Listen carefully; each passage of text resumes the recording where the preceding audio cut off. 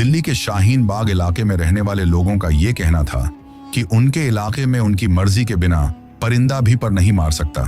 मगर एक बार रात के करीब 2 बजे दिल्ली पुलिस के द्वारा उनकी ये गलत फहमी हमेशा हमेशा के लिए दूर कर दी जाती है। दरअसल उस रात अचानक से शाहीन बाग इलाके की एक गली में दिल्ली पुलिस और एनएसजी कमांडोज की गाड़ियों की आवाजाही बढ़ जाती है और फिर कुछ ही देर बाद एनएसजी कमांडोज उस गली में मौजूद अलग अलग घरों की छतों पर अपनी अपनी पोजीशन ले लेते हैं। इसके साथ ही दिल्ली पुलिस के एक एसपी अपने कुछ जवानों के साथ एक घर के दरवाजे को खटखटाते हैं। दरवाजा खटखटाने के कुछ देर बाद ही अंदर की तरफ से एक सफेद रंग का कुर्ता पजामा पहना हुआ शख्स उस दरवाजे को खोलता है। जैसे ही वो शख्स दरवाजा खोलता है तो दरवाजे के बाहर खड़े दिल्ली पुलिस के वो जवान पल भर में ही उसे अपनी हिरासत में ले लेते हैं। और जब तक दिल्ली पुलिस के उन जवानों के द्वारा उस शख्स को हिरासत में लेने के बाद गली के बाहर सड़क पर खड़ी हुई गाड़ी में नहीं बैठाया गया, तब तक ऊपर की तरफ अपनी अपनी पोजीशन लेकर बैठे हुए एनएसजी के कमांडोज पूरी तरीके से अगल बगल में अपनी नजरें गड़ाए हुए थे ताकि इस कार्यवाही में किसी भी तरह की कोई भी चीज बाधा ना बन पाए। क्योंकि इनपुट ये मिला था कि जिस शख्स को वो लोग उठाने के लिए आए थे, अगर उसको वहां से उठाया गया यानी कि गिरफ्तार किया गया तो उसे किसी भी हालत में वहां से पुलिस स्टेशन या फिर किसी सीक्रेट इंटरोगेशन रूम तक नहीं ले जाया जा सकेगा, क्योंकि उसके अगल बगल में ऐसे लोगों का जाल बिछा हुआ था जो कि उसके ऊपर किसी भी तरह की आंच आने पर उसको बचाने के लिए अपनी जान तक भी दे सकते थे। लेकिन आखिर वो शख्स कौन था? और अगर वो इतना ही कुख्यात और खतरनाक था तो वो शाहीन बाग की उस गली में आखिर इतने नॉर्मल तरीके से कैसे रह रहा था? और जो दिल्ली पुलिस की एनएसजी कमांडोज के साथ ये कार्यवाही की गई थी, इस कार्यवाही के पीछे क्या वजह थी? जिस शख्स को उठाया गया था, क्या वो शख्स कोई आतंकवादी था या फिर वो कुछ ऐसा करने वाला था जिसकी वजह से कुछ बहुत बड़ा खतरा पैदा होने वाला था? इन सब सवालों का जवाब आपको इस वीडियो के अंदर मिलेगा, इसलिए वीडियो को पूरा देखना मत भूलना। दरअसल उस रात दिल्ली पुलिस के द्वारा जिस शख्स को उठाया गया था, उस शख्स का नाम मोहम्मद शेख था। लेकिन मोहम्मद शेख कोई आम इंसान नहीं था, बल्कि पिछले कुछ दिनों से वो एक ऐसी साजिश रच रहा था जिस साजिश के तहत उसके निशाने पर कोई और नहीं बल्कि भारत के प्राइम मिनिस्टर नरेंद्र मोदी थे। कहने को तो वो शख्स बाकी की दुनिया की नजरों के सामने एक आम सा दिखने वाला कपड़े सिलने वाला टेलर था, लेकिन उसका ये पेशा तो उसके खौफनाक मंसूबों के ऊपर एक कवर था जिससे किसी का भी शक उसके ऊपर नहीं जा सकता था। लेकिन आखिर उसकी इस असलियत के बारे में दिल्ली पुलिस को भनक कैसे लगी और वो मोदी के साथ ऐसा क्या करने वाला था जिसकी भनक लगते ही दिल्ली पुलिस ने उसे रातों रात उठा लिया?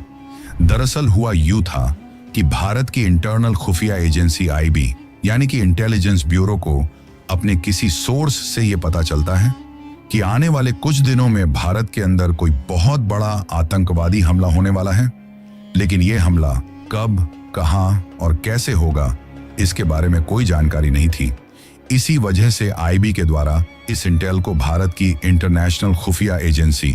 रॉ के साथ भी शेयर किया जाता है।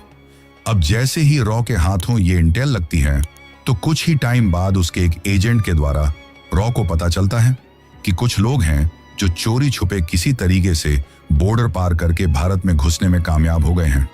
और भारत में आने का उनका कुछ बहुत बड़ा मकसद है, जिसके लिए उन्हें पिछले कई दिनों तक पीओके वाले हिस्से में ट्रेनिंग भी दी गई है। इसके साथ ही एक खबर के द्वारा यह भी कंफर्म हो गया था कि जो कुछ भी होने वाला है वो दिल्ली के अंदर ही होने वाला है, जिसकी तैयारियां दिल्ली के किसी न किसी कोने में बेहद ही गुप्त रूप से चल रही हैं। अब जब सुरक्षा एजेंसियों की नजरों में ये चीज साफ हो गई कि जो कुछ भी होने वाला है वो दिल्ली के अंदर ही होने वाला है, तो जाहिर सी बात थी कि जो लोग बॉर्डर पार करके भारत में कुछ बड़ा करने के लिए आ रहे थे वो भी अब तक दिल्ली तक आ चुके थे। लेकिन अब सुरक्षा एजेंसियों के लिए जो सबसे बड़ी चुनौती थी वो ये थी कि दिल्ली की इतनी बड़ी पॉपुलेशन में महज उन कुछ लोगों को ढूंढ पाना बहुत मुश्किल था और कब क्या हो जाए इसके बारे में कुछ कहा नहीं जा सकता था। लेकिन तभी एक ऐसी खबर निकलकर सामने आती है जिसने सुरक्षा एजेंसियों को उन लोगों के एक कदम और करीब पहुंचा दिया था। और वो खबर ये थी कि दिल्ली पुलिस में कुछ टाइम पहले ही एक नया लड़का भर्ती हुआ था और उसके जो पापा थे जिनका नाम महेश था, वो दिल्ली में ही एक चाय की दुकान चलाया करते थे और दिल्ली में वो जिस किराए के घर में रहते थे उनका वो घर शाहीन बाग वाले उसी इलाके में था जिस इलाके से उस रात दिल्ली पुलिस मोहम्मद शेख को उठाकर लाई थी। और उस कार्यवाही में इस शख्स का, यानी कि महेश, जो कि दिल्ली में चाय की दुकान चलाया करता था, इसका बहुत बड़ा हाथ था। दरअसल हुआ यह था कि महेश जिस घर में किराए पर रहता था, उसके ठीक सामने वाला घर मोहम्मद शेख का ही था। ऐसे में कुछ दिनों से एक चीज महेश के नोटिस में आती है कि कुछ लोग ऐसे हैं जिनको महेश ने पहले कभी भी मोहम्मद के घर पर आते जाते हुए नहीं देखा था, लेकिन पिछले लगभग 10 से 15 दिनों में वो लोग लगातार उसके घर में और बाहर आते जाते हुए दिख रहे हैं। दिखने में वो भी मुस्लिम ही थे, लेकिन उनकी एक्टिविटी महेश को कुछ अजीब लगती है। पहले तो महेश इस बात के ऊपर ज्यादा ध्यान नहीं देता है, लेकिन फिर पिछली 4-5 रातों से एक चीज हो रही थी कि रात के लगभग 2 से 3 बजे के बीच उनके घर के सामने एक वैन आकर रुकती थी और वो लोग उस वैन में बैठकर कहीं जाते थे, लेकिन सुबह होने से पहले ही वापस लौट आते थे। अब क्योंकि पूरे दिल्ली पुलिस डिपार्टमेंट में ये खबर फैली हुई थी कि दिल्ली में कुछ बड़ा होने वाला है और कुछ संदिग्ध लोग दिल्ली में दाखिल हो चुके हैं, तो ऐसे में महेश के बेटे को भी इस बात का पता था। तो एक बार जब घर पर रहने के दौरान महेश की अपने बेटे से कुछ बातचीत हो रही थी, तो उसी बातचीत के दौरान महेश ये वाली बात भी अपने बेटे को बता देता है। अब जैसे ही उसके बेटे को ये बात पता चलती है, तो वो दिल्ली पुलिस के अपने कुछ सीनियर अधिकारियों को ये खबर देता है कि दिल्ली में जिस गली के अंदर वो रहता है, उस गली में कुछ ऐसी एक्टिविटीज हो रही हैं जो कि कहीं ना कहीं सही नहीं है। इसके बाद ये इंटेल दिल्ली पुलिस के जरिए आईबी और फिर आईबी के जरिए रॉ तक पहुंचाई जाती है। जैसे ही रॉ के अधिकारियों तक ये बात पहुंचती है, तो वो लोग इस खबर को भारत के national security adviser Ajit Doval के साथ शेयर करते हैं। जब तक ये सब घटनाक्रम हो रहा था, तब तक अजीत डोभाल देश के अंदर मौजूद नहीं थे। वो किसी इंटरनेशनल काम से किसी दूसरी कंट्री में गए हुए थे, पर वापस आते ही डोभाल इसी काम पर पूरी तरीके से लग जाते हैं। लेकिन बिना किसी सबूत के साइन बैग जैसे इलाके से एक शख्स को उठाना भी ठीक नहीं था, क्योंकि वह इलाका एक समुदाय विशेष का इलाका था। तो ऐसे में दंगे फसाद होने के चांसेस थे। तो इस वजह से सबूत जुटाने के लिए डोभाल के द्वारा मोहम्मद शेख के ऊपर नजर रखने के लिए अपने कुछ एजेंट छोड़े जाते हैं। वो एजेंट मोहम्मद शेख के ऊपर 24 घंटे नजर रख रहे थे। इसके साथ ही अजीत डोभाल बाकी की चीजों के ऊपर भी नजर रखते हैं, क्योंकि उनको ये डर था कि हो सकता है ध्यान भटकाने के लिए इस तरह की खबर जानबूझकर फैलाई गई हो, ताकि उनका ध्यान किसी और तरफ हो और हमला किसी दूसरी जगह पर हो जाए। अब जब उन लोगों के ऊपर नजर रखे जाने लगी, तो पता चला कि मोहम्मद शेख के घर में जिन लोगों का आना जाना हो रहा था, वो टोटल 5 लोग थे। उन 5 लोगों में से एक बूढ़ी औरत भी थी, लेकिन अब अचानक से ही वो बूढ़ी औरत दिखना बंद हो गई थी। यानी कि उस बूढ़ी औरत को छोड़कर अब सिर्फ 4 लोगों का ही मोहम्मद शेख के घर पर आना जाना हो रहा था। और फिर कुछ ही दिनों बाद उन 4 में से भी एक शख्स गायब हो जाता है। धीरे धीरे ऐसे करते करते वो 5 के 5 लोग ही अब मोहम्मद शेख के घर पर आना जाना बंद कर देते हैं। जब उन लोगों का आना जाना बंद हो गया, तो सुरक्षा एजेंसियों को लगा कि शायद वो वास्तव में ही उसके कोई रिश्तेदार थे, जो कि कुछ दिनों तक उससे मिलकर वापस जा चुके हैं। लेकिन सुरक्षा एजेंसियों का ऐसा सोचना बिल्कुल गलत था, क्योंकि वो लोग मोहम्मद शेख के कोई रिश्तेदार नहीं, बल्कि वही लोग थे जो पाकिस्तान से सरहद पार करके हिंदुस्तान में किसी आतंकवादी हमले को अंजाम देने के लिए आए थे। और वो आतंकवादी हमला भी कोई ऐसा वैसा हमला नहीं था, बल्कि एक फिदायनी आतंकवादी हमला था, जो अगर कामयाब हो जाता तो इस वक्त हम लोग हमारे देश के एक और प्राइम मिनिस्टर को खो चुके होते। और इस बात का खुलासा तब हुआ जब नरेंद्र मोदी की बिहार के पटना शहर में एक रैली थी। जिस जगह पर उनकी रैली होनी थी, उस जगह पर खुशकिस्मती से महेश के उसी बेटे की ड्यूटी लगा दी जाती है, जो कि दिल्ली पुलिस में कांस्टेबल था। और जिस दिन प्रधानमंत्री मोदी का वो रैली वाला कार्यक्रम था, उस दिन से लगभग 1 हफ्ते पहले ही उन लोगों को वहां की सुरक्षा व्यवस्था देखने के लिए भेज दिया गया था, जो कि पीएम मोदी की सिक्योरिटी एजेंसीज एसपीजी और एनएसजी के साथ मिलकर उनके एक हेल्पर के रूप में काम करने वाले थे। अब कुछ सुरक्षा कारणों के चलते हम उस लड़के का यहाँ पर नाम तो नहीं ले सकते, जो दिल्ली पुलिस में कांस्टेबल था, लेकिन जब वो वहां पर ड्यूटी कर रहा था, तो अचानक से उसकी नजर में कुछ ऐसा आता है जो कि कहीं ना कहीं उसको खटकता है। दरअसल हुआ यह था कि उस जगह पर ड्यूटी लगने से पहले, जब वो अपने पापा के साथ अपनी उसी साइन बाग वाले इलाके में अपने किराए के घर पर था, तो 1-2 बार उसने भी मोहम्मद शेख के घर पर आने जाने वाले उन 5 लोगों को देखा था। ऐसे में उसे उन 5 लोगों की शक्ल अच्छी तरीके से याद थी। लेकिन फिर जब वो उस ग्राउंड में सुरक्षा व्यवस्था में लगा हुआ था, जिस ग्राउंड में मोदी की रैली होने वाली थी, तो रैली होने के लगभग 5 दिन पहले ही उसे उन 5 में से वो एक बूढ़ी औरत वहां पर दिखाई देती है। उस औरत को देखकर वो कांस्टेबल सोचता है कि ये तो वही औरत है जो मोहम्मद शेख के घर पर पिछले कुछ दिनों से दिखाई दे रही थी। अब जब पहले दिन वो उस औरत को वहां पर देखता है तो वो उस बात को इग्नोर कर देता है, लेकिन वो औरत लगातार 3 से 4 दिनों तक उसे उसी ग्राउंड के अगल बगल में भटकती हुई दिखाई देती है। इसके साथ ही वो एक बात और नोटिस करता है कि वो उस ग्राउंड की तरफ काफी गौर से देखती रहती थी, जैसे कि उसकी नजरें हर वक्त किसी ना किसी चीज को ऑब्जर्व कर रही हों।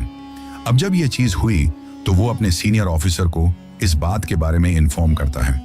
जिसके बाद जैसे ही बाकी की सुरक्षा एजेंसियों को इस बात का पता चलता है तो आम पब्लिक में पैनिक क्रिएट ना हो, इसके लिए सुरक्षा एजेंसियों के द्वारा सिर्फ ये आर्डर दिए जाते हैं कि रैली वाले दिन अगर वो औरत ग्राउंड के अगल बगल में कहीं पर भी दिखाई देती है तो उसे किसी भी हालत में ग्राउंड के अंदर नहीं घुसने देना है। अब जिस दिन ये चीज हुई थी उसके एक दिन बाद ही उस ग्राउंड में प्रधानमंत्री मोदी की रैली होनी थी, लेकिन लास्ट वाले दिन वो बूढ़ी औरत उस ग्राउंड के अगल बगल में किसी को भी दिखाई नहीं देती है। तो सुरक्षा व्यवस्था में लगे हुए हर किसी शख्स को यही लगता है कि शायद ये सिर्फ एक गलत फहमी थी, लेकिन फिर जिस दिन रैली होनी थी उस दिन एक बहुत बड़ी गड़बड़ी हो जाती है। और वो गड़बड़ी ये थी कि पहले प्लानिंग के अकॉर्डिंग जनता पहले ग्राउंड के अंदर आने वाली थी और उसके बाद में प्रधानमंत्री मोदी स्टेज पर आने वाले थे,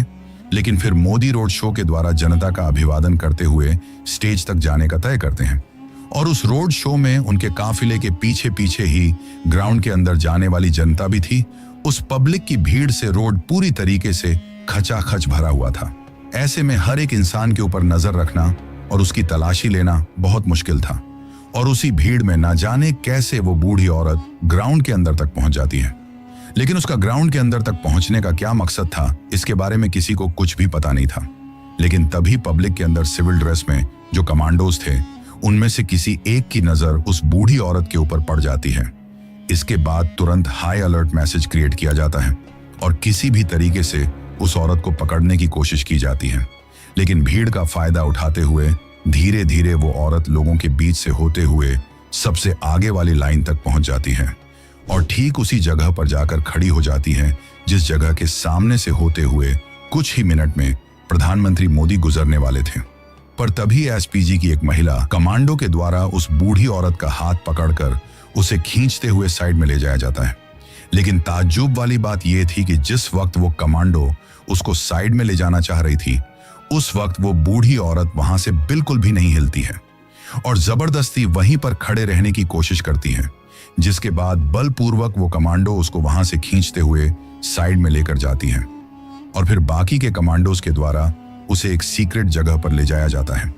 ताकि पब्लिक में किसी को भी इस बात की भनक ना लगे। और फिर रैली के अंदर नारों का इतना ज्यादा शोर था कि किसी को भी इस बात का एहसास ही नहीं हुआ कि कुछ ही मिनटों में वहां पर हुआ क्या है।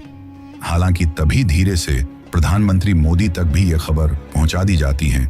कि वो स्टेज से आगे पब्लिक तक न जाए, क्योंकि कभी कभार मोदी खुद से ही पब्लिक से हाथ मिलाने के लिए और उनका अभिवादन करने के लिए उनके बहुत करीब तक चले जाया करते थे। लेकिन इधर जैसे ही उस बूढ़ी औरत को साइड में ले जाया जाता है और उसकी तलाशी ली जाती है तो तलाशी लेने वाले कमांडो के हाथ कांप जाते हैं, क्योंकि उसने कपड़ों के अंदर अपने आप को पूरी तरीके से एक टाइम बॉम्ब से कवर कर रखा था और उस टाइम बॉम्ब की डिजिटल स्क्रीन पर अब सिर्फ कुछ ही मिनट का टाइम बचा था। पर उस बूढ़ी औरत के पास कोई भी रिमोट नहीं था। साथ ही उसके हाव भाव और बोलचाल को देखकर भी सुरक्षा एजेंसियों को यह समझ में आ गया था कि ये कोई पढ़ी लिखी औरत नहीं है, बल्कि इसको तो एक मोहरा बनाकर यहां तक भेजा गया है। इसके बाद बम को रिफ्यूज करते ही उस औरत से सख्ती से पूछताछ की जाती है, जिसके बाद वो सारी बातें उगल देती हैं और उसी इंट्रोगेशन में मोहम्मद शेख का नाम निकलकर सामने आता है। पता चलता है कि मोहम्मद शेख धर्म की आड़ में आतंक फैलाने वाले पॉपुलर फ्रंट ऑफ इंडिया यानी कि पीएफआई का हिंदुस्तान की सरजमीन पर एक एजेंट था। इसके साथ ही यह भी पता चलता है कि उस दिन प्रधानमंत्री मोदी के ऊपर वो फिदायनी आत्मघाती आतंकवादी हमला सफल होते ही उस बूढ़ी औरत की तरह ही वो बाकी के जो 4 लोग थे वो देश के बाकी के अलग अलग शहरों में बम ब्लास्ट करने वाले थे, ताकि देश में ऐसी स्थिति बन जाए जिसको संभाला ही ना जा सके। लेकिन वो 4 लोग कहाँ थे, इसके बारे में उस औरत को कुछ भी पता नहीं था। ऐसे में उसी रात को सुरक्षा एजेंसियों ने शाहीन बाग के उस इलाके से मोहम्मद शेख को उठा लिया था। लेकिन बाद में पता चलता है कि जिस वक्त उसको घर से उठाया गया था, उस वक्त अगर इस काम को करने में दिल्ली पुलिस और एनएसजी के कमांडोज सिर्फ आधे घंटे भी लेट हो जाते तो मोहम्मद शेख शायद कभी भी पकड़ में नहीं आता।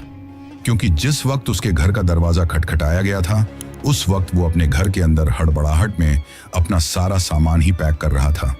और वहां से फरार होने की फिराक में था। क्योंकि उसे पता चल चुका था कि मोदी के ऊपर उनका इतने दिनों से प्लानिंग के बाद किया जाने वाला आतंकवादी हमला फेल हो चुका है और इस फिदायनी आत्मघाती हमले के लिए उन्होंने जिसको तैयार किया था वो सुरक्षा एजेंसियों की पकड़ में है, तो अब उसको किसी भी वक्त पकड़ा जा सकता है। इस बात का उसे अच्छी तरीके से अंदाजा था। लेकिन फिर उस रात उसको वहां से उठाते ही बाकी के 4 लोगों की जानकारी भी सुरक्षा एजेंसियों को लग जाती है, जिसके बाद अलग अलग शहरों से उन 4 को भी बेहद सावधानी से पकड़ लिया जाता है और इस तरीके से भारत के प्रधानमंत्री के ऊपर और पूरे देश में अलग अलग जगहों पर होने वाले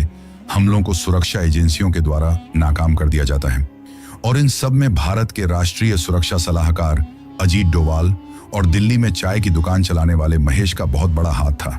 क्योंकि अगर महेश के द्वारा शुरू में मोहम्मद शेख के घर पर आने जाने वाले अनजान लोगों की इंटेल न मिलती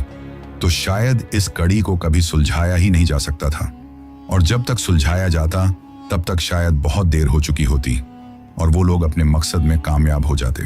दोस्तों, अगर हमारी ये 2D एनिमेशन वाली वीडियो आपको पसंद आई हो तो वीडियो को एक लाइक और चैनल को सब्सक्राइब जरूर करें।